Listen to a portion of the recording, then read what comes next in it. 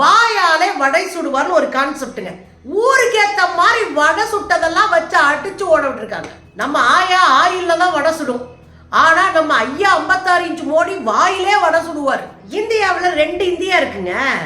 ஒன்னு பணக்காரனா இருக்கிற இந்தியா, 1000 கோடி செலவழிச்சு கல்யாணம் பண்ற இந்தியா. இன்னொன்னு சோத்துக்கே வழி இல்லாம நடுத்தருவில் நிக்கிற இந்தியா. மோடி உடைய மாஸ்க் அதை போட்டுக்கிட்டு தெருவா போறவங்களுக்கு வரலாம் வடை கொடுத்துட்டு இருக்கிறாங்க. ஆயிலால் சுட்ட வடை உள்ளாரும் ஆறாதே மோடியின் வாயினால் சுட்ட வடை அப்படின்னு திருக்குறளை எழுதியிருக்காங்கன்னா பாத்துக்கோங்க. இளைஞர்களுக்கு ஒரு உருட்டுனாங்க, 2 கோடி பேருக்கு நாங்க வேலை தருவோம்னு. அப்பனா 10 வருஷத்துல 20 கோடி பேருக்கு வேலை தந்திருக்கணும். தில்லு இருந்தா வா, ஒத்த மேடல் நின்று பேசுவோம். வா, தில்லு இருக்கா? அண்ணாமலை வா, ஒத்த மேடல் நின்று பேசுவோம்.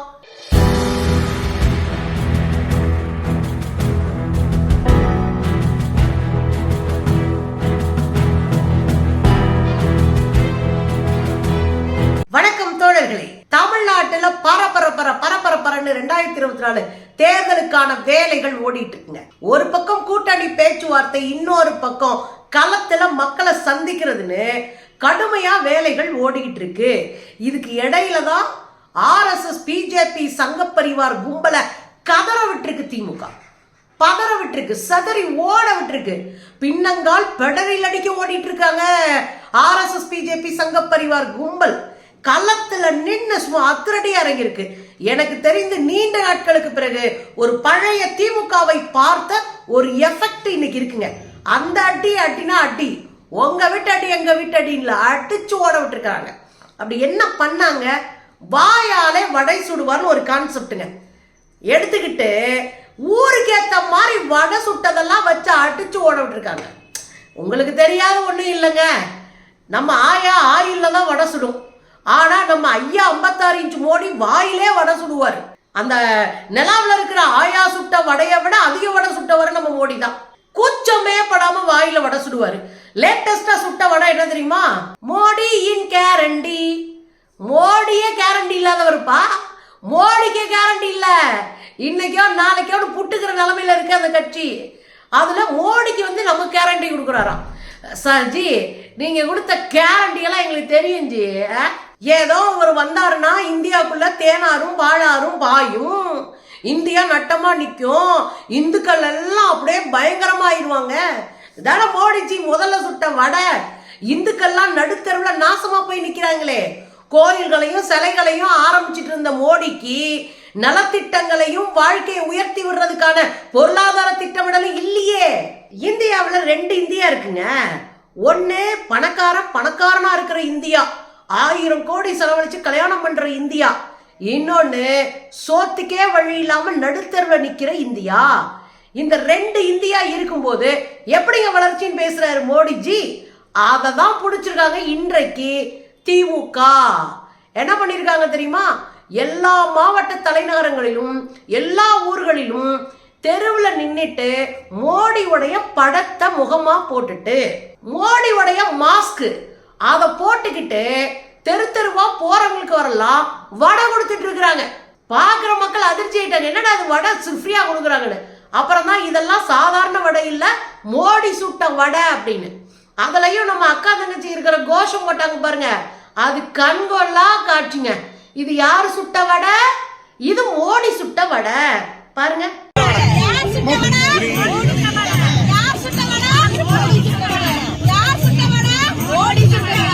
அது மட்டும் இல்லங்க, தெரிச்சு ஓட வர்றது மட்டும் இல்ல, ஒண்ணு மோடி மாதிரியே வேஷம் போட்டுட்டு திமுக இளைஞர்கள் மோடி மாதிரி வேஷம் போட்டு போய் நிக்கிறாங்க.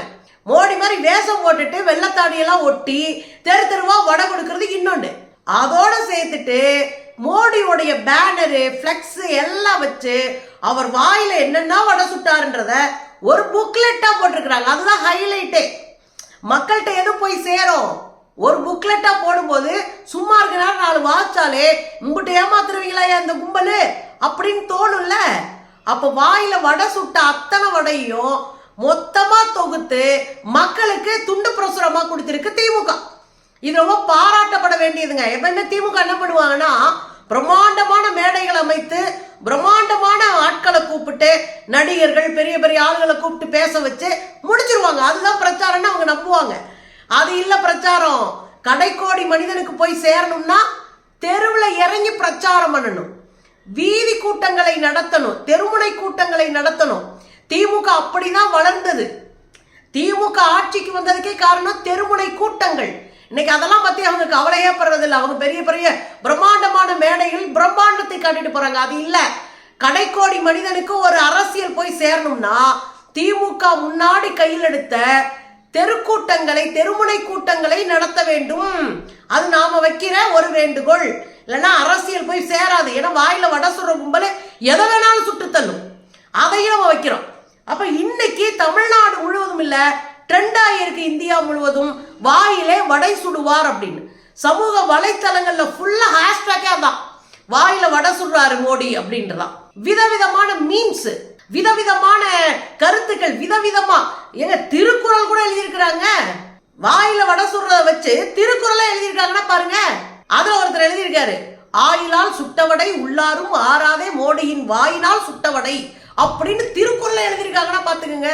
வச்சு மிரட்டி விட்டுருக்கிறாங்க. எனக்கு குஷியா இருக்கு. இதைத்தான் நம்ம எதிர்பார்க்கிறோம், இதுதான் நம்ம செய்யணும்ன்றோம். அதை பக்காவா இன்னைக்கு ஸ்கெட்ச போட்டு மோடியை தூக்கி இருக்கிறாங்க. என்னெல்லாம் பேசி இருக்கிறாங்க அது ரொம்ப முக்கியம் இல்லையா? மோடி 45 ரூபாய்க்கு 55 ரூபாய்க்கு பெட்ரோல் விற்கும் போது விலைவாசி ஏறி போச்சு, பெட்ரோல் விலை ஏறி போச்சு, டீசல் விலை ஏறி போச்சு அப்படின்னு உருண்டாரு. தெருவில் உருட்டுனாங்க நம்ம அக்கா தமிழிசை, அப்புறம் மத்திய அமைச்சர்களாக இருந்த ஸ்மிருதி இரானி போன்றவர்களாம் தெருவில் உருண்டாங்க. இன்னைக்கு ஆளு எங்கடா காணாம போயிட்டாங்கன்னு தேடுற மாதிரி, காணாமல் போனவர்கள் அறிவிச்சு தேடணும். அந்த மாதிரி காணாம போயிட்டாங்க. இந்தியாவில் நடந்த எந்த விஷயத்துக்கும் இந்த கும்பல் வாயை திறக்காத அளவு காணாம போயிருக்கிறாங்க. 40 ரூபாய்க்கு 50 ரூபாய்க்கு பெட்ரோல் விற்கும் போது ஆடின கும்பல் இன்னைக்கு வாயை மூடிட்டு இருக்கு. நம்ம ஆளுங்க அதை கையில் எடுக்கிறாங்க. பெட்ரோல் டீசல் விலை என்னாச்சு, கேஸ் விலை என்னாச்சு, ஜன்தன் திட்டத்துல கொடுத்தேன்னு சொன்னீங்களே அது எவ்வளவு போலி, எல்லாத்தையும் அடிச்சு நொறுக்குறாங்க. இன்னொரு விஷயம் கூட இருக்குங்க, அந்த 15 லட்சம் ரூபாய் இருக்கு பாருங்க, அதுதான் ஹைலைட் ஆயிட்டு இருக்கு. 15 லட்சம் எப்பயா போடுவீங்க? ஒருத்தர் 2 லட்சம் கடை வாங்குறாரு, போலீஸ் மிரட்டுறாரு போய், 2 லட்சம் கடை வாங்கியிருக்கீங்களா, காசை தராம ஏமாத்திருக்க, ஒழுங்கா காசை குடியா அப்படின்னு போலீஸ் வந்து கேட்க, அதுக்கு அவர் சொல்றாரு, போட்டா போட்டு கொடுத்துட மாட்டேனா அப்படின்றாரு. என்ன போட்டா கொடுத்துட மாட்டேன், மேல இருக்கிறவர் போட்டா கொடுக்க மாட்டேனா அப்படின்றாரு. யாரியா அப்படின்னு. அவர் பெரிய மனுஷன், தப்பா பேசுறப்படாது. அவர் 15 லட்சம் போடுறேன் இருக்காரு. நான் நம்புறேன், வெயிட் பண்றேன், 15 லட்சம் போட்ட உடனே 2 லட்சத்தை கொடுத்துருவேன். வச்ச அடிக்கிறாங்க இன்னைக்கு. அது மட்டும் இல்லைங்க, வாயில வடை சுடுறதுல முக்கியமான வடை என்ன தெரியுங்களா? விவசாயிகளுக்கு சுட்டு போட்ட வடை. இன்னைக்கும் விவசாயிகள் போராடிக்கிட்டு இருக்கிறாங்க. இன்னைக்கும் டெல்லியினுடைய எல்லையில நின்று போராடுற விவசாயிகளை தெருவில் நிறுத்தி இருக்கிற மோடி அரசு. ஆனா இந்த மோடி அரசு 5 வருஷத்துல என்ன சொன்னாங்க? விவசாயிகளினுடைய விளைபொருள்களுக்கு பாதியாக விலை நிர்ணயிப்பேன், 50% விலையை நாங்க நிர்ணயிப்போம். ஒரு கிலோ தக்காளி 40 ரூபா அப்படின்னா நாங்க 20 ரூபா விலை நிர்ணயம் பண்ணிடுவோம் அப்படின்னு சொன்னாங்க. இன்னைக்கு வரையும் குறைந்தபட்ச விலையை நிர்ணயியா அப்படின்னு சொல்லிதான் இங்க விவசாயிகள் போராடிட்டு இருக்காங்க, வேடிக்கை பார்க்கறாங்க. 2வது முறை வரும்போது என்ன சொன்னாரு? 2 மடங்கு விவசாயிகளுடைய வருமானத்தை பெருக்குவோம். நாங்க கோவணத்தை உருவிட்டு தெருவில் நிக்க வச்சாங்க. அதானியும் அம்பானிகளும் விவசாயத்துறையில இறங்கி மொத்த விவசாயத்தையும் சீரழிச்சிட்டு இருக்கிறாங்க. இந்த பட்ஜெட்ல ஒரு வடை சுட்டாங்க தெரியுமா? நம்ம அம்மா நிர்மலா சீதாராமன் அவங்களாம் சுட்டாங்கன்னா வேற லெவல் வடையா சுடுவாங்க. அந்த மாதிரி என்ன சொன்னாங்க? 300 யூனிட் கரண்ட் இலவசமா கொடுப்போம். 300 யூனிட் கரண்ட் இலவசமா நாங்க கொடுக்க போறோம். 300 யூனிட் கரண்ட்டை நாங்க இலவசமா கொடுக்கறதுக்கு நீ என்ன பண்ணு தெரியுமா? நீ சோலார் எலக்ட்ரிசிட்டியை கொண்டு வரதுக்கான தகடை பதிக்கணும், சூரிய ஒளி தகடை பதிக்கணும். இந்த சூரிய ஒளி தகடை பிசினஸா பண்ணிக்கிட்டு அதுக்கான மெட்டீரியல் இறங்கி பிசினஸ் பண்றது அதானி குரூப். அப்ப அதானி பழைக்கணுன்றதுக்காக 300 யூனிட் கரண்ட் ஃப்ரீயா தருவோம். வருஷத்துக்கு 1 கோடி பேருக்கு நாங்க இந்த சூரிய தகட்டின் மூலமாக நாங்க வாய்ப்பு கொடுப்போம், அவங்க சூரிய தகடை வைக்கிறதுக்கு மானியம் கொடுப்போம்னு அடிச்சு விடுதுங்க இந்த கும்பலை. இளைஞர்களுக்கு ஒரு உருட்டுனாங்க, 2 கோடி பேருக்கு நாங்க வேலை தருவோம்னு. அப்பனா 10 வருஷத்துல 20 கோடி பேருக்கு வேலை தந்திருக்கணும் இல்லையா? அது காத்துல போச்சு. இஸ்ரேலுக்கு 60,000 இளைஞர்களை அனுப்பி நீ செத்து போடான்னு அனுப்பியிருக்காரு யாரு? நம்ம மோடிஜி. சில லட்சம் வேலை வாய்ப்புகளை கூட புதுசா உருவாக்க வக்கற்றவர் மோடி. அது வாயில சுட்ட வடை தானே. எங்க படிச்சுட்டோம் வேலை கொடுங்க அப்படின்னு சொன்னதுக்கு மோடி சுட்ட அபாரமான வடை என்ன தெரியுங்களா? எல்லா தொழிலும் நல்ல தொழில் தான், ஏன் நீங்க போண்டா போடக்கூடாது, ஏன் நீங்க பக்கோடா போடக்கூடாதுன்னு கேட்டவர் தான் இந்த மோடி. டிவித்த நீங்கெல்லாம் இந்த நாட்டினுடைய பிரைம் மினிஸ்டர் ஆயிரலாம். எங்க பிள்ளைங்க எம்ஏ படிச்சுட்டு, எம்ஃபில் படிச்சுட்டு, ஐஐடி படிச்சுட்டு, ஐஐஎம் படிச்சுட்டு, என்ஜினியரிங் படிச்சுட்டு, டாக்டர் படிச்சுட்டு எங்க பிள்ளைங்க பக்கோடா சொல்லணுமா? இதெல்லாம் எம்மாம் பெரிய வடை. எக்கச்சக்கமா உருட்டு வேலையில நதிகளை இணைக்கிறது ஒண்ணு. எல்லாருக்கும் சண்டை வருது, அதனால நதிகளை அப்புறம் இணைச்சு விட்டுருவோம் அப்படின்னு 6 லட்சம் கோடி ஒதுக்குனாங்க. இந்த 6 லட்சம் கோடி எங்கேயான்னு கேட்டா ஸ்வாகா, வாய்க்குள்ள போயிருச்சு ஸ்வாகா. திருட்டு பயலுங்க சார் இவங்க. அதுல இவங்க சுட்ட வடையில ஹைலைட் வடை நேத்துல இருந்து ஓடிட்டு இருக்கு. என்ன வடை தெரியுங்களா? தேர்தல் பத்திர வடை. தேர்தல் பத்திரத்தின் மூலமா வெளிப்படையா இருப்பாங்களாம், தேர்தல் பத்திரத்தின் மூலமா லஞ்ச லாவணியெல்லாம் ஒழிப்பாங்களாம், தேர்தல் பத்திரம் மூலமா கருப்பு பணத்தை ஒழிப்பாங்களாம். இது எம்மாம்பரிய வடடா அப்பா, எம்மாம்பரிய வடை. நான் ஒண்ணு கேட்கவா, இந்த தேர்தல் பத்திரத்துல எவன் காசை போடுறான், எவன் எடுக்கிறான், என்ன யார் யார் எவ்வளவு பணம் கொடுத்துருக்கா, எந்த விவரம் கேட்டுக்க முடியாது. இந்த விவரங்களை தகவல் அறியும் உரிமை சட்டத்தின் கீழே நம்ம கேட்டாலும் கொடுக்க மாட்டாங்க. நேத்து நேரம் உச்ச நீதிமன்றம் பொடையல் குடனில் அடிச்சு மார்ச் 6 இன்னைக்கு மார்ச் 6ஆம் தேதிக்குள்ள உங்க கையில யார் யாரு இந்த தேர்தல் பத்திரம் கொடுத்தது வாங்கினது எல்லா பர்டிகுலரையும் தேர்தல் ஆணையத்திட்ட ஒப்படைக்கணும். அதுக்கப்புறம் உடனடியாக அதை வெப்சைட்ல ஏத்தணும் சொன்னாங்களா? நேத்து போய் இந்த கும்பல் என்ன பண்ணிருக்கு, வர்ற ஜூன் மாசம் வரைக்கும் எங்களுக்கு ரிலாக்ஸேஷன் வேணும், அதுக்கப்புறம் நாங்க கொடுக்குறோம், தரவுகளை திரட்டணும்னு. டிஜிட்டல் இந்தியா, டிஜிட்டல் இந்தியா நீங்கல்ல தட்டுனா கையில வந்து விழ போதியா?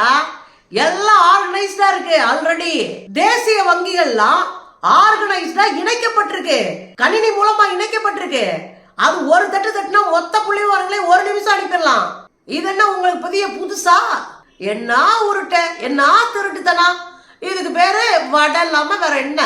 இப்ப தமிழ்நாடு மோடிக்கு ஒரு புது பேர் வச்சிருக்காங்க, 29 பைசா மோடி. என்ன பேரு? 29 பைசா மோடி. மோடி யாருங்க? வாய் கிழிய பேசுவாருங்க. தேர்தல் வந்துருச்சுன்னா வாரம் 3 தடவை வந்து உட்காந்துருப்பாரு தமிழ்நாட்டுல. யோ வெள்ளத்துல மறந்துட்டு இருக்கியா, ஹெலிகாப்டர்ல வந்தாலும் பாரியா?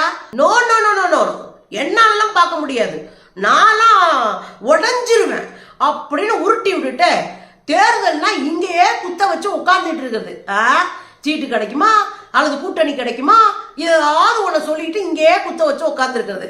இப்ப அதிமுக கழட்டி விட்ட பிறகு கடுமையா அப்படி கதறிட்டு இருக்கு இந்த கும்பல். உருட்டுது, மிரட்டுது, எல்லாம் பண்ணுது. இதெல்லாம் வேறான்னு பாரியா, 29 பைசா மோடி அப்படின்னு தமிழ்நாடு சொல்லிருச்சு. ஏங்க, 1 ரூபா நம்ம கொடுக்குறோம்னா 29 பைசாவை கொடுத்துக்கிட்டு நெஞ்ச நிமித்தி நானும் கொடுத்தேன்னு சொல்ற பாரு.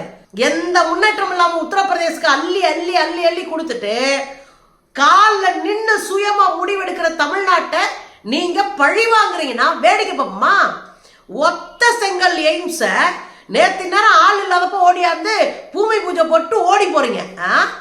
தேர்தல் வரும்னா எல்லாம் உருட்டுவீங்க. பிரச்சனை வரும்போது வர்றது இல்ல, எங்களுக்கு தேவையின் போது எங்களுக்கான பணத்தை கொடுக்கறது இல்ல, விலைவாசியை குறைக்கிறது இல்ல, விவசாயிகளை காப்பாத்துறது இல்ல, மீனவர்களை பாதுகாக்க முடியல, இந்த நாட்டை பொருளாதாரமா மீட்டெடுக்க முடியல, இயற்கை வளங்களை எல்லாம் வந்து பணக்காரங்களுக்கு பகிர்ந்து கொடுத்தாச்சு. இந்த லட்சணத்துல நான் கேரண்டினா நாங்க என்ன பிரீத்தி மிக்சியா வாங்குறோம்? மோடி கேரண்டி, மோடியா அவுட்லேட்டடுங்க. வாக்குறுதிக்கும் மோடிக்கும் எந்த தொடர்பும் இல்ல. 10 ஆண்டுகளா ஆட்சி செஞ்சுட்டு ஒத்த முன்னேற்றமும் செய்ய முடியாம திணறிட்டு இருக்கிற மோடிய அடிச்சு ஓட விடணும். மோடி சுட்ட வடைய இன்னமும் மக்களிடம் கொண்டு போய் சேர்க்கணும். இதுக்கு இடையில பிஜேபி தனியா சுட ஆரம்பிச்சிட்டானுங்க. என்னவா, ஒரு திட்டங்களை கூட தமிழ்நாடு அரசு செய்யல. தில்லு இருந்தா வா, ஒத்த மேடல் நின்று பேசுவோம். வா, தில்லு இருக்கா? அண்ணாமலை வா, ஒத்த மேடல் நின்று பேசுவோம். தில்லு இருந்தா வா. நீங்க தான் எல்லாத்தையும் முடிச்சிருக்கீங்கல்ல, நீங்க என்ன கிழிச்சிருக்கீங்கன்னு நான் மேடல் நின்று பேசுறேன், வாங்க பேசுவோம். ஒத்தியா நின்று பேசுவோம். வரமாட்டானுங்க. ஏன்னா நாங்கெல்லாம் அப்படின்னு வாட்ஸ்அப்ல பொய்ய உருட்டுவானுங்க. எல்லாம் கிடக்கட்டுங்க, எகிரி அடிச்சா ஓடுற கும்பலா அடிச்சு வரட்டுறதா நம்ம வேலை. சரிதானுங்களா?